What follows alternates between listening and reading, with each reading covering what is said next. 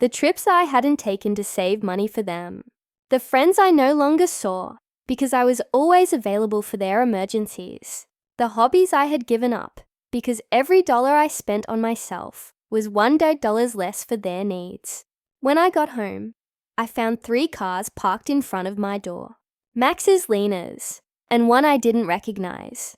I could see movement inside my house through the windows. My blood ran cold. They had keys. I had given them keys because I trusted them, because I thought they would one day take care of me, just as I had taken care of them. I took a deep breath before opening the door. It was time for the first real confrontation of my new life. I opened the door to my house and saw a scene I will never forget. Max was sitting on my sofa with his head in his hands. Lena was pacing back and forth like a caged animal, and an older man I didn't know was going through papers on my dining table. My papers, my personal documents. What is happening here? I asked in a voice that sounded louder than I expected. All 3 of them looked at me as if I were the intruder in my own house. Lena was the first to speak, and her voice had that desperate urgency I had already heard on the phone. Ranita, thank God you're here. We need to talk. Mr. Fisher is from the law firm we consulted about your situation. My situation? The question came out of my mouth with a calm that surprised me. What situation? I'm doing perfectly fine. Max finally lifted his head and looked at me with those eyes that once belonged to an innocent child, and now only reflected financial panic. Mom, we went to the bank and they told us you cancelled all the transfers. Mr. Klein explained that you also blocked our access to your accounts. We don't understand why you did that. Mr. Pfizer, a man in his 50s, in a grey suit, and a smile that didn't inspire confidence, approached me with an outstretched hand. Mrs. Richter, I am Dr. Pfizer, a family law attorney. Your children are concerned about your mental well-being and have asked me to assess the situation. I didn't shake his hand.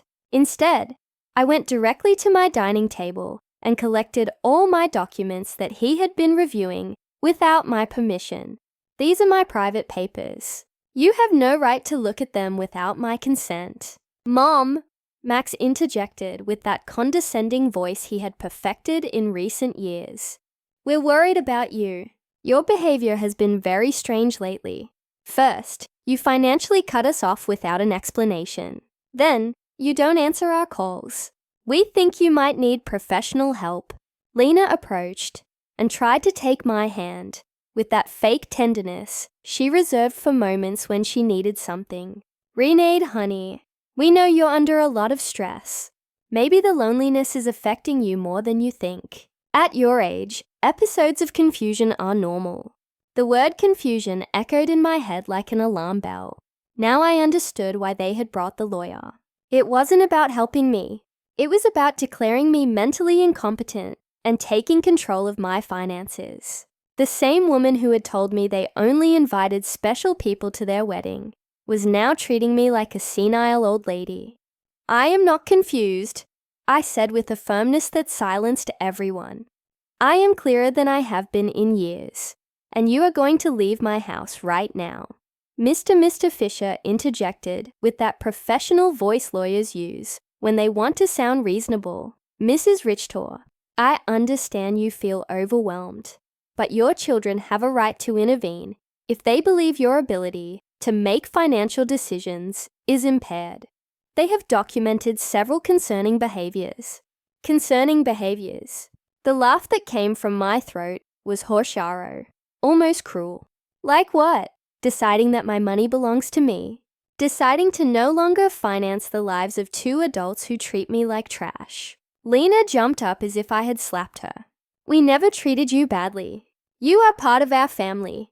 Everything you have will belong to us one day anyway. We are just speeding up the process. There was the naked, unvarnished truth. Everything I had would one day belong to them. In their minds, I was already dead, and they were just collecting their inheritance in advance. It didn't matter if I had 70 years or 70 days left. To them, I was just an ATM with legs that had become problematic. Out, I said, pointing to the door. All 3 of you get out of my house. Max stood up with that angry childlike face he made when he didn't get his way. Mom, we can't just leave. We have obligations. The rent, the car payments, the credit card you co-signed for. You can't just cut us off from one day to the next. I can't. My voice rose for the first time in the entire conversation. Who says I can't? For years, I have paid rent that wasn't even in my name. I filled a refrigerator in a house where I was not welcome. I financed a life that clearly had no place for me. Mr. Fisher took a folder from his briefcase and placed it on my table. Mrs. Richter, we have prepared some documents that could facilitate this transition. A power of attorney that would allow Max and Lena to manage your finances more efficiently. This would just be temporary until you feel better. I took the folder and without even opening it, threw it directly into the trash can. The only transition that is going to happen here is yours to the front door. Lena started to cry, but they weren't tears of sadness. They were tears of frustration, of contained rage. You can't do this to us, Renee. We were counting on you. We made plans based on your support. We bought things. We took on financial obligations because we knew we could count on you. Obligations based on my money, I replied. Not on my well-being, not on my happiness, not on my company, just on my money. And now that I have decided that my money is better used in my own life, I am suddenly a confused old woman who needs legal guardianship. Max tried to approach me, but I took a step back. He was no longer the boy who ran into my arms when he had nightmares. He was a 35-year-old man who saw his mother as an obstacle between himself and a comfortable life financed by others. Mom, we made mistakes, he said in a voice that was supposed to sound remorseful. The wedding was a misunderstanding. Lena was nervous. I was under pressure. We can fix this if you just become reasonable again. Reasonable? The word tasted bitter in my mouth. Being reasonable means continuing to pay for your life while you treat me like a stranger.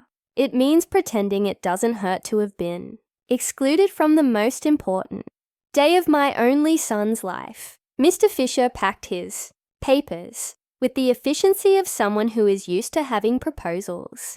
Rejected. Mrs. Richter, this is not over. Your family has legal options.